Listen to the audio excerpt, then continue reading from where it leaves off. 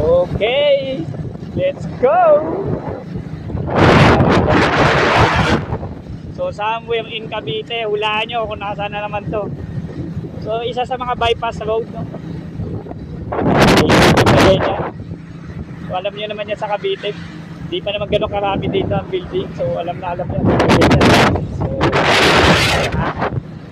may mga malapad na kalsada. Okay, may mga magagandang bahay.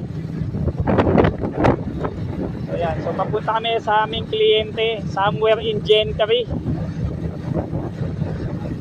Gentry na nga.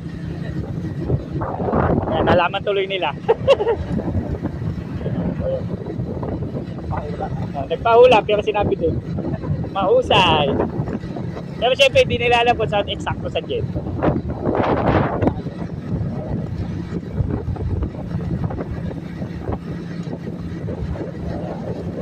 Diretso. Hanggang ano lang ako, 1 minute and 30 seconds.